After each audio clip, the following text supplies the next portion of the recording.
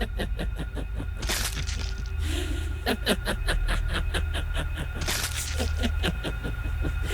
could you do this to me? How could you do this to me? How could you do this to me? How could you do this to me?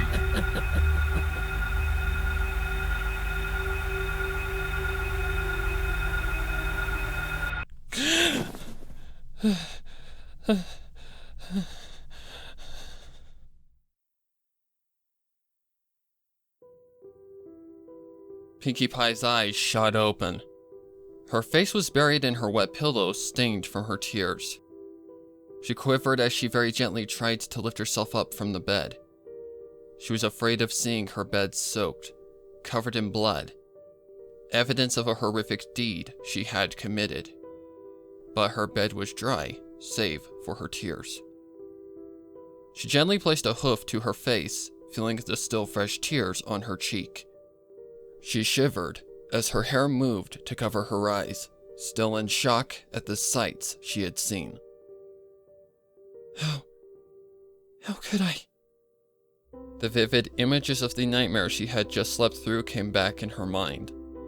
Horrific cries rang vividly in her ears, her coat soaked with blood. The feel of slicing open another living being. It felt so real. Pinkie shook her head viciously, trying to remove these thoughts from her head. Why am I having these dreams? She rammed her hooves into her head, trying to stop the images that were assaulting her. For the past 2 weeks, she'd been having restless nights of sleep. She was having nightmares every night. The severity of what they showed were getting worse and worse with each one. The first dream hadn't been too scary. She was just attacked by a monster. She had shrugged it off easily, and it wasn't too different from a normal day, really. From there, the monsters changed. One night, she was attacked by the pony of death who wanted her soul for damnation. Another night, it was a faceless slender pony whose presence quaked her very being. Then the next night, she suffered from a disease and starvation as her body had begun to rot, but was denied death from the pain. She could handle those dreams. They weren't real after all. A good party with her friends made all those scary thoughts go away. She'd tried changing her diet for a day to see if the bad dreams would go away, and it worked for a night. But only for a night. The next night, she had dreamt of being a monster, one with sharp teeth and claws. She was the monster, and she had attacked and eaten herself. She still remembered the gagging taste the dream had left in her mouth. The next dream had her terrorizing ponies throughout Ponyville. She'd wrecked homes, crops, products, and lives. Then the next night, she attacked each of her friends. She could feel the berserk rage of the monster as it had slashed and torn them apart indiscriminately. But at least it was a quick death. Her friends didn't suffer in that dream. But the dream last night was different. It was personal. She was a monster again last night, but it was different. She was just herself. No fangs, no claws, no berserk rage, but a monster. In the dream, she had captured her friend, her dearest friend Rainbow Dash. She had taken sharp objects, and Pinkie dashed into her bathroom before emptying the contents of her stomach into the toilet, as the vivid images of what she'd done in her dream flashed before her once more. She felt wretched. How could her mind even come anywhere close to thinking of such horrible, horrific things? She loved her friends. She loved them more than the sun, than her sweets, than her parties, than life itself. Especially Rainbow Dash. Rainbow Dash was the coolest, most awesome, fun-loving pony she'd ever met. If she wanted to just hang out and have fun or pull some pranks or share some sweets or help throw a great party, it was Rainbow Dash who was there for her. She wiped her mouth as she groggily looked at herself in the mirror. Her mane was straight. Her eyes were bloodshot with bags under her eyes. Her coat was dull with a sickly look, and she was breathing quite heavily. She looked terrible. She ran some cold water and repeatedly splashed her face with it. She really wanted to go see Rainbow Dash. She had to know she was okay, but at the same time, she couldn't do it until the memories of that dream had faded some more. And she had to get out of Sugar Cube Corner for the day. She wouldn't be able to hold back any more of her stomach if she even smelled a cupcake.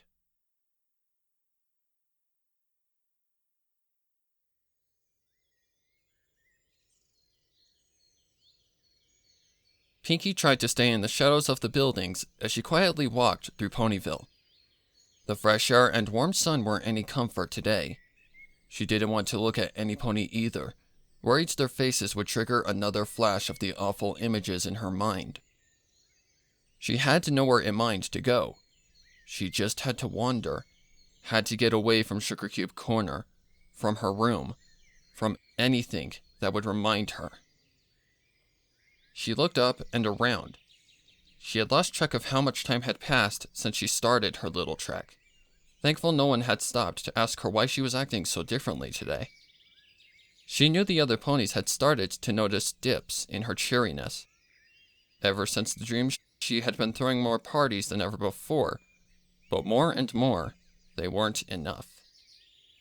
Twilight had even asked her if something was the matter, and she'd done her best to reassure her friend. Wait, Twilight! Twilight was a great magical pony. If any pony could figure out a way to stop these dreams, she did. She winced at the idea of having to tell Twilight all about the horrific things her mind had imagined about her and her friends. But maybe she wouldn't have to.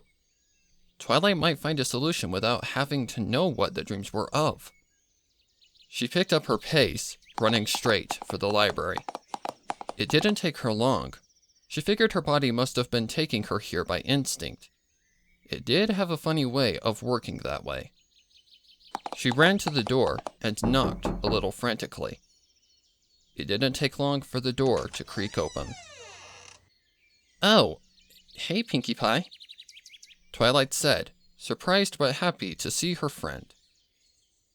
Is this an invitation to a party again? Twilight stopped as she blinked, noticing the distressed look of her friend. Are you all right, Pinkie? You don't look so good.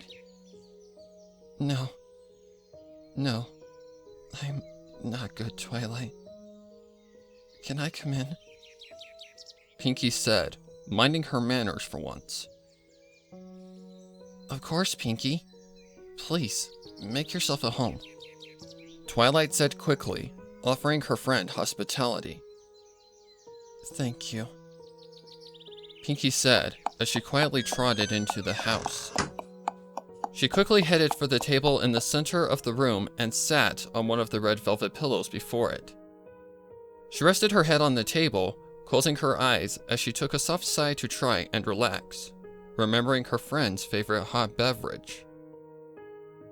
Can I get you something to drink? Perhaps some hot chocolate? Twilight said. No sweets, please. If you have some coffee, that'd be great. No cream or sugar.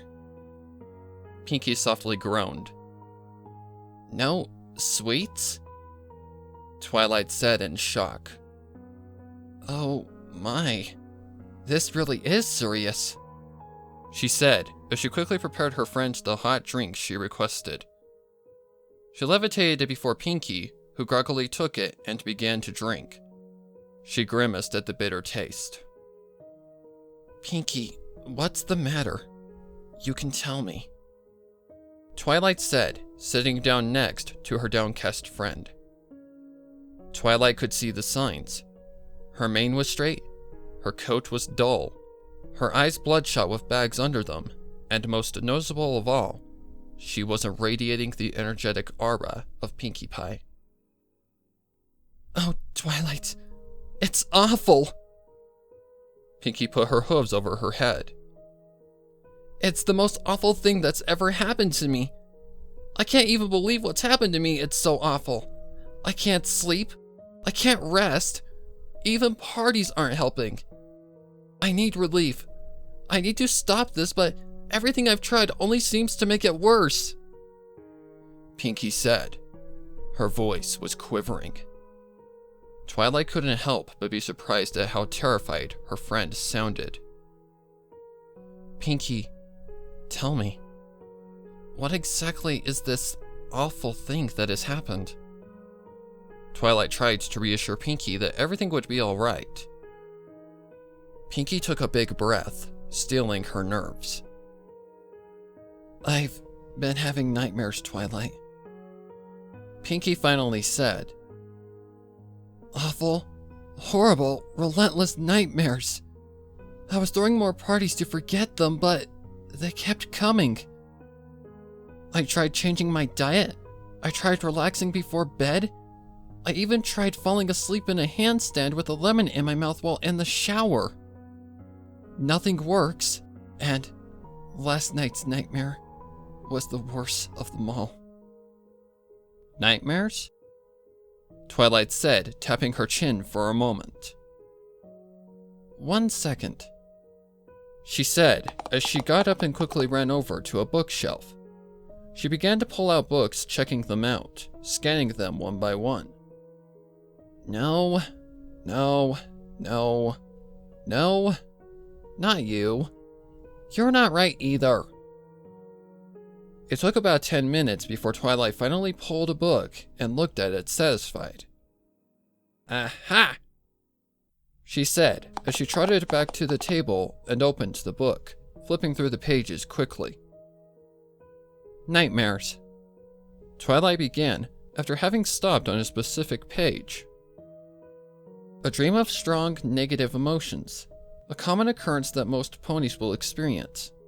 However, if the nightmare should persist or become more terrifying with each episode, it could be for several reasons.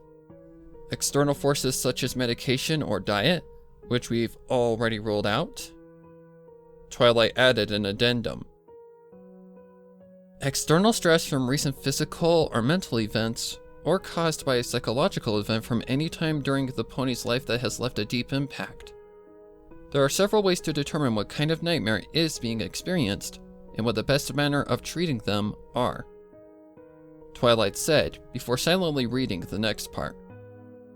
So, that book can help me stop the nightmares? Pinky said, hope rising in her heart. Looks that way. Of course, it can't stop you from having nightmares for the rest of your life, though. They're a normal part of sleep. But it can help you with your constant nightmare issue. She said, still reading. There's a spell in here that'll let me look into your mind and see the memories of your dreams. That way I can see what you've been dreaming about and apply the proper spell to try and help. The hope that had risen inside of Pinky fell into her gut like a boulder into a lake. No, no, Twilight, Pinky said, shaking her head furiously. You can't see my dreams. They're... Pinky covered her face with her hooves. They're too horrible, Twilight. I don't want any pony to see what I've seen. Her voice was trembling. Tears were threatening to leave her eyes once more. She looked up when she saw Twilight's hoof placed against her shoulder, the look of concern on her face. I can't imagine what kind of dreams you've been having, Pinky, but I can see the pain on your face. It's affecting who you are, and I can't just let this go. You came to me for help, and I'm going to help you. Please, you have to let me see what you've seen so that I can help. Twilight pleaded to her friend. Pinky lowered her head as she held back the tears burning at her eyes with all her might, swallowing hard as she knew her friend wanted to make everything better and might have the power to do so. Twilight? Pinky muttered in hushed breath, holding back a sob. Yes? What is it, Pinky? Twilight asked, in a similar hushed voice. Please, you have to promise me that what you're about to see won't change your opinion of me. Pinky sniffed deeply. I swear, Pinky, I won't think of you as anything but the dear friend I know and love. Twilight said. Pinky saw her smile. It was so reassuring, so comforting. Pinkie Pie swear? Pinky asked one last time. Twilight just seemed to smile, a little amused. Cross my heart, hope to fly, stick a cupcake in my eye. Twilight did the motions of the Pinkie Pie swear, mimicking sticking the pastry into her face. Pinky took a moment to let it sink in, then squeezed her eyes shut and lowered her head a little. All right. I trust you, Twilight. Pinkie Pie softly muttered as she did her best to prepare for whatever was going to happen next. Twilight nodded softly as she remembered the spell from the book, her horn glowing with light as she concentrated on it. She gently swept hair covering Pinky's forehead behind her ear to hold it, then gently tapped the tip of her horn against Pinky's skull.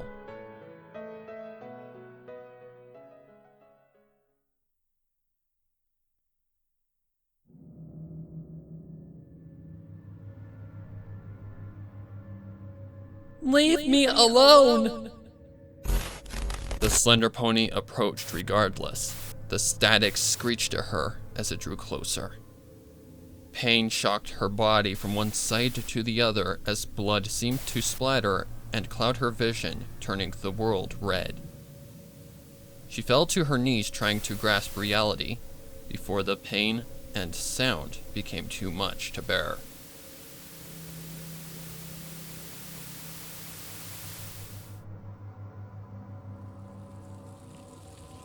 There was a hole in her body. She could feel the worms wriggling in it, crawling up into her torso. They were eating her alive. The pain clawed into her very soul, but yet death would not come. Her body lied there, unflinching as the insects had their way, feeling every wriggle and slime of their bodies as they slid under her skin.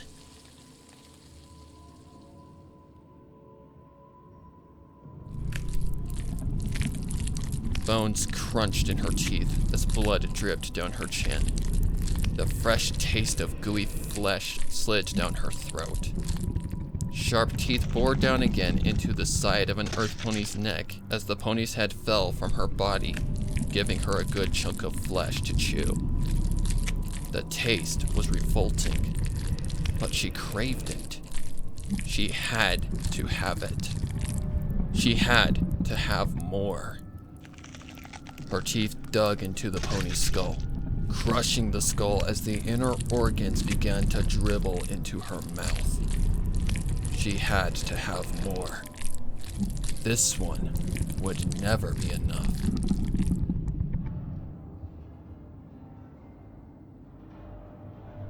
The screams had died down, but that wouldn't last for long.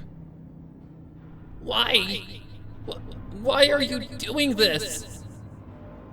It was the pained and frantic cry of Rainbow Dash. She could see her tied down to a table, wings already sawn off by her own hooves. Oh, Rainbow Dash, every pony dies sometime. Her voice betrayed her as she pulled out a scalpel. It's a simple concept, really. You just have to think. Did my life mean anything? Did I die with a purpose? Will my memory be left when I'm gone? All of these are important questions, you see. She walked towards Rainbow Dash. She could feel the murderous intent grasping at every fiber of her being. But... Rainbow Dash hiccuped through the pain and tears. I won't have died for a good purpose if you kill me. Rainbow sobbed. How could you do this to me? She raised her hoof and petted Rainbow Dash's face. She leaned in close to her. There was an attraction she could never describe as having felt before. Her breath was hot, and her body betrayed her mind. Oh, Rainbow Dash, if you don't know the reason by now, you'll never understand. This is just how things have to be. She stepped back from her prisoner. Rainbow only looked confused, but she would rectify that look. She gripped her scalpel and placed it at the base of Rainbow's hip and sliced down her leg. Pain overtook Rainbow's face and voice as she began her delicate slicing operation. After all, she had to prepare the ingredients to be just right.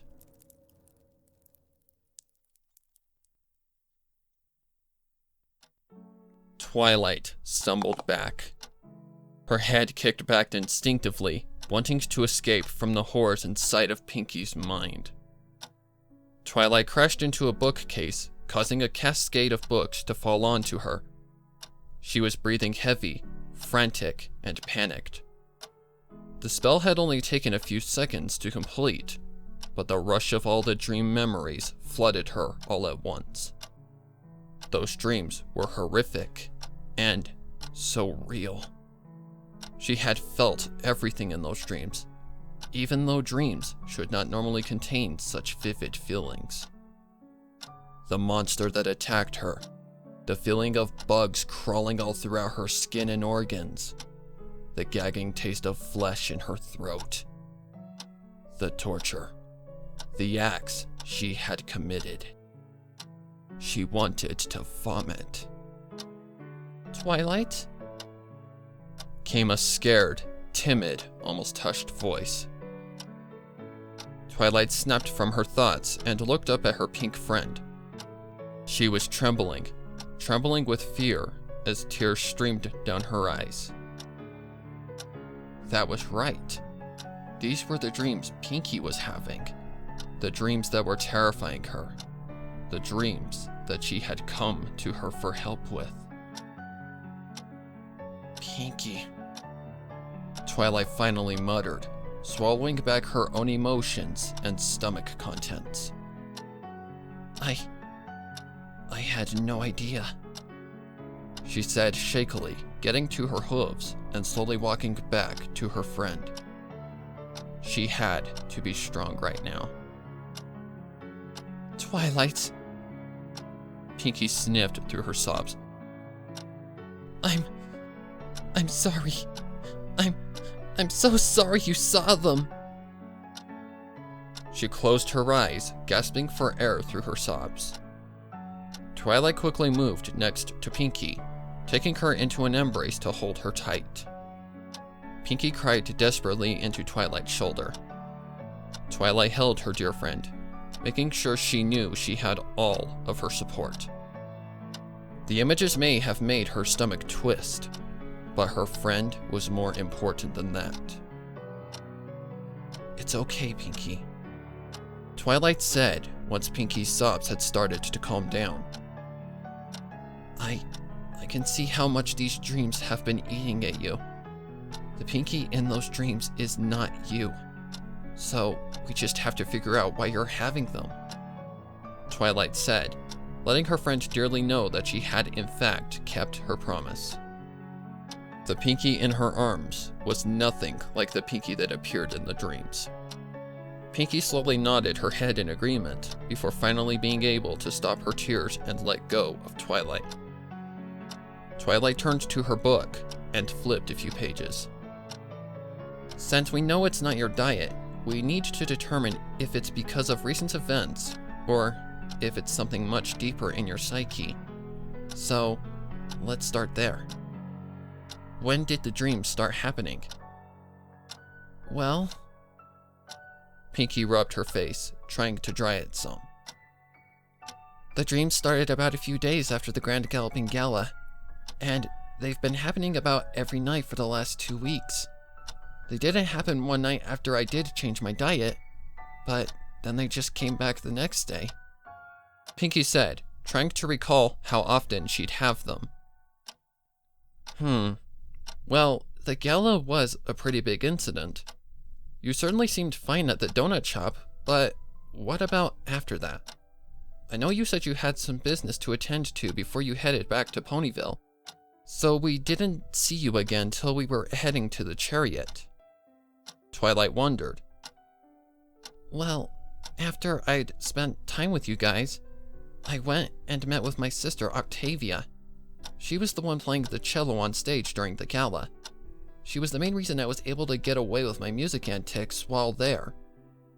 I wanted to go thank her for helping me try to liven things up. Pinky said, recalling the night.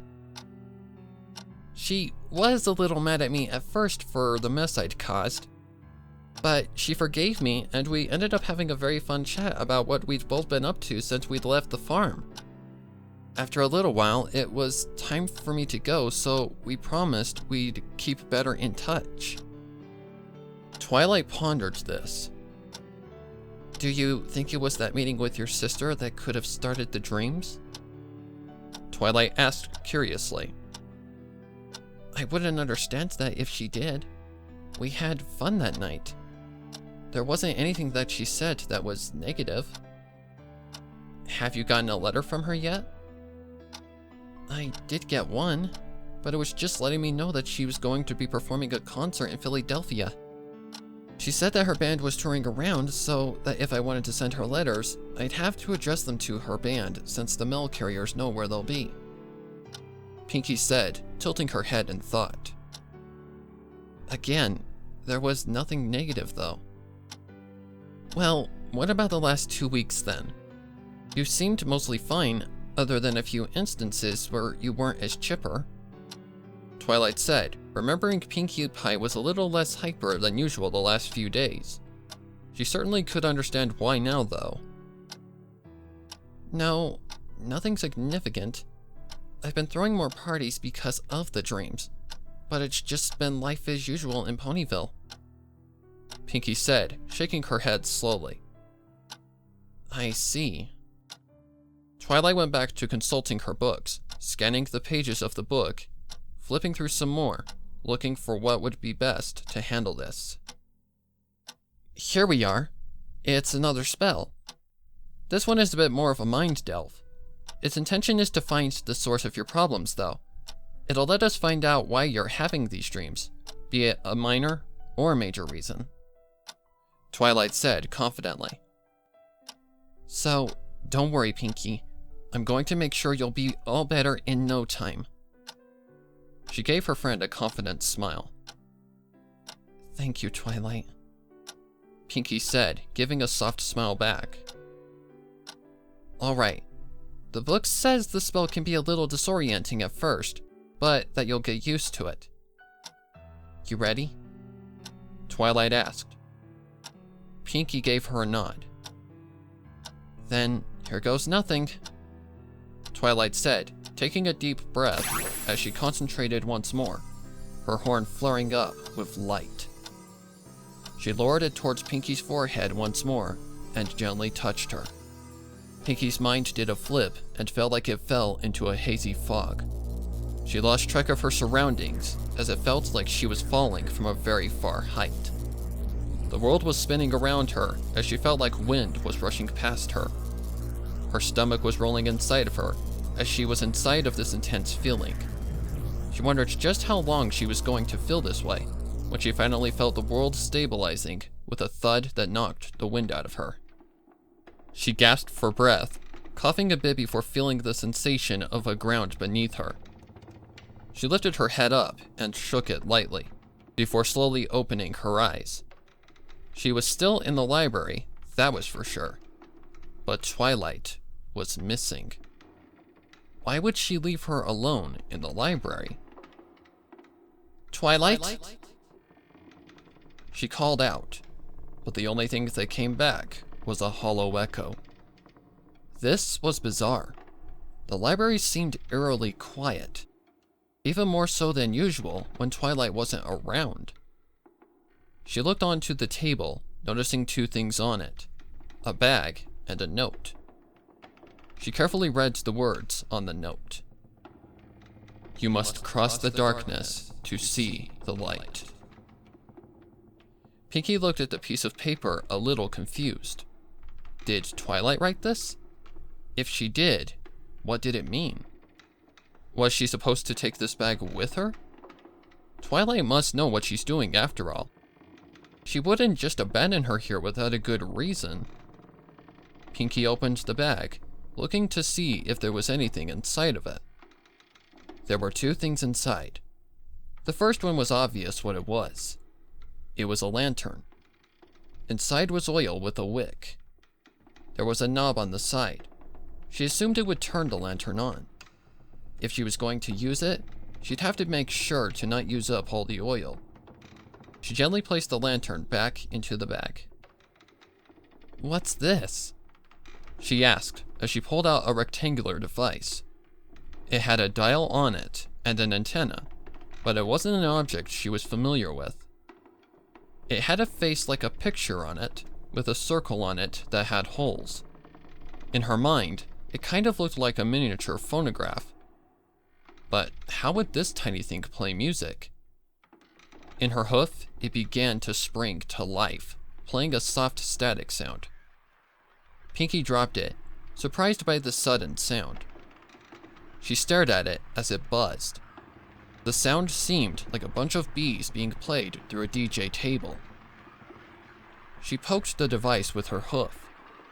After a few moments, the buzzing stopped. Pinky looked confused, but had the gut instinct that it must be something important. She placed it back in the bag. "I guess Twilight believed I needed this bag. I'll keep to her advice then."